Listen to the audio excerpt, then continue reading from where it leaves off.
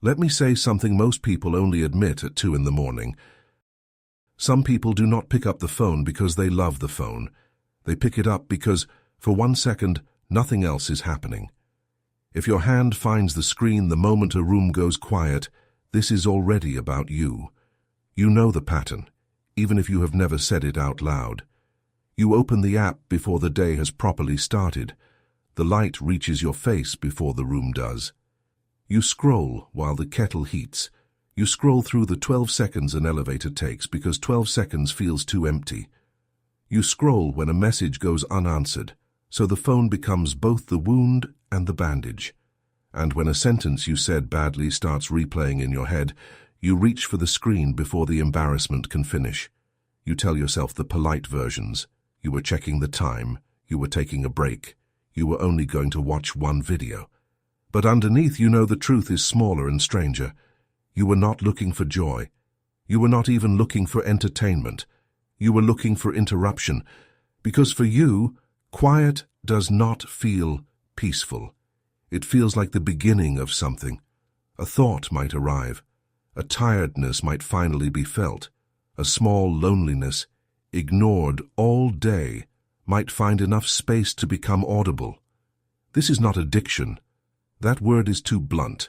This is the wound of needing the phone to protect you from the quiet. And TikTok did not create that wound. It found it. Then it learned exactly how to press it. The older internet asked you to explain yourself. You built a profile, you followed pages, you performed taste in public and hoped it looked like identity. TikTok skips the ceremony. It does not ask who you are. It watches what you do before you have time to become respectable. The pause on one clip, the replay of another, the quick escape from a third, the kind of sadness you let speak longer than the others. And here is the humiliating part. The feed does not know your interests. It knows your escapes. You never have to say you are lonely. It can see what you watch when loneliness would otherwise have the room. You never have to say you are angry. It can see which little outrages keep you still. You never have to say, I cannot sit with myself right now. Your return says it for you. That is why the feed can feel intimate. A song arrives at the exact pressure of your mood. Someone describes a feeling you had never named, and for 1 second the phone feels less like a machine and more like a witness. You save it. You send it. You think this is too accurate. But accuracy is not care. A friend remembers the sentence you were afraid to finish. The feed remembers where your attention weakened. One is a relationship, the other is calibration. It is not reading your soul. It is reading your residue. A psychologist named B.F. Skinner proved the mechanism almost a century before the phone existed. Put an animal in a box, give it a lever. Reward the press, but only sometimes and never predictably.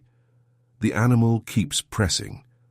Not because the reward is good, because the next press might be the one. That is the entire grammar of the infinite scroll. The next swipe could be the clip that justifies the last 20. The next face could be the one that wakes you up. The next joke could redeem the whole dull sequence. You are not chasing pleasure anymore. You are chasing the possibility that pleasure might return. You know the state. You are not enjoying the app, but you are not leaving either. The videos are not good enough to satisfy you and not bad enough to release you. Then, after a long stretch of nothing, one clip finds the nerve. 30 empty clips are forgiven by the 31st. So stop calling it weak willpower. Willpower assumes a fair fight, and this is not one. The architecture removed every place where refusal usually begins. No chapter ending, no credits, no last page, no silence after the song. You said you would watch one more. Your body had been saying one more for 20 minutes. That is not weakness. That is training. A conversation leaves a face. A song leaves a phrase that keeps returning after the music ends. Something remains. The feed takes your hour differently. You look up and the room has not changed. Only the hour is missing. You remember laughing, but not the joke. You remember being angry, but the anger has no object anymore. You remember being moved, but not by whom. The hour passed through you without becoming experience. and the damage does not stay inside the phone. It follows you. You sit with a book, and the page feels slow. You sit with a friend, and their pauses feel under-edited. You try to rest, and rest feels suspicious unless something is playing over it. A walk without headphones starts to feel like a loading screen. Then you turn it into personality. I just do not like long things. I cannot read anymore. I get bored too easily. Maybe. Or maybe the world did not become empty. Maybe your appetite was trained to distrust anything that does not replace itself fast enough. Aldous Huxley saw this coming before the smartphone existed. Nobody has to force a door shut if you can be kept too comfortable to open it. Peace is economically dangerous. A person who feels finished closes the app, so the feed keeps you almost amused, almost rested, almost seen, and almost always requires one more swipe. So here is the question that matters more than your screen time. Not, why am I scrolling? Quieter than that. What was I about to feel? Because the feed begins exactly there, at the threshold of a feeling. In the second before the room becomes audible, people reach for the phone most not when something is wrong, but when nothing is. When it is just you, unoccupied, unedited, unrescued. For some people, that is the most difficult state there is. If that is you, hear this part clearly. You are not broken and you are not weak.